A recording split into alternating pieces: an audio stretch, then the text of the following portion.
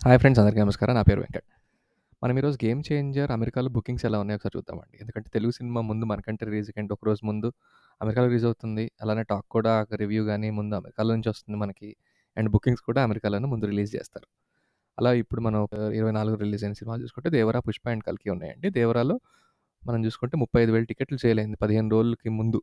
అంటే 1,000,000 కలెక్ట్ చేసింది. అంటే 8.8 కోట్ల కలెక్షన్ చేసింది. అలానే 'పుష్ప 2' చూసుకుంటే 35,500 టికెట్లు సేల్ అయినాయి. 1,000,000 కలెక్ట్ చేసింది. అంటే 8.5 కోట్ల కలెక్షన్ చేసింది. 'కల్కి' చూసుకుంటే 28,400 టికెట్లు సేల్ చేసింది. అట్లానే 0.8 కలెక్షన్ చేసుకుంది. అంటే 2.5 కోట్లు మన ఇండియన్ కరెన్సీలో వస్తుందండి. ఇది 15 రోజులకు ముందు ఉన్న పొజిషన్. అంటే ఆల్మోస్ట్ 2 వారాల ముందు.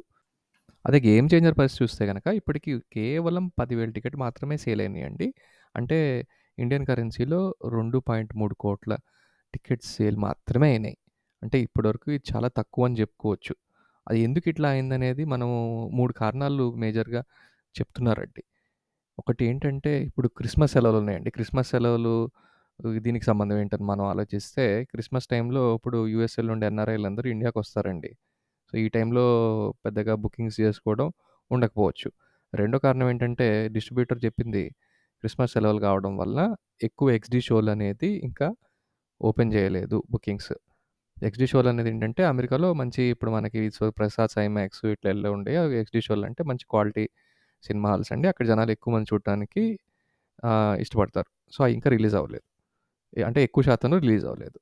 ఇప్పుడు మనం మూడోది చూసుకుంటే కారణం ఏంటి అంటే ఎంత కాదన్నా గానీ, ఇంత హైప్ కొంచెం ఈ మూవీకి నార్త్‌లో గానీ, ఇంకా ఓవర్‌సీస్‌లో గానీ ఇంకా పికప్ అవ్వాలని చెప్పాలండి. ఇప్పటివరకు చేసిన ప్రమోషన్స్ అంత కరెక్ట్‌గా లేవు. నేను ఆల్రెడీ ముందు గూడా జెప్పాను. ఇప్పటివరకు ప్రమోషన్స్ ఏవైతే చేశారో, అవి సరిపడినట్టుగా చేశారండి. ఇప్పటివరకు జనాలకి అసలు ఏముంటది అనేది అర్థం గాకుండా ఉంది సినిమా. ఇప్పుడు మొత్తం ఏంటంటే, జనవరి 1న రిలీజ్ అయ్యే ట్రైలర్ మీద ఆధారపడి ఉంటదండి. ఇక ట్రైలర్ గనక బావుంటే సినిమాకి మాత్రం తిరుగులేదని జెప్పాలండి. ఎందుకంటే 'ధూప్' సాంగ్ లేటెస్ట్ రిలీజ్ అయింది. అది కొంచెం క్యాచీగా ఉంది. దానికి ముందు 'నానా హైరానా' సాంగ్ బానే అనిపిచ్చింది. దానికి ముందు సాంగ్స్ అంతగా జనాలకి ఎక్కలేదు. వీటన్నిటితో పాటు వచ్చే ప్రమోషన్స్ కూడా బాగుంటే సినిమా టాప్ 5లో ప్లేస్ దక్కించుకునే పరిస్థితి ఉందండి. లేకపోతే కష్టమే అని చెప్పుకోవాల్సింది. నా కంటెంట్ గనక మీకు నచ్చినట్టయితే ప్లీజ్ సబ్స్క్రైబ్. Thank you.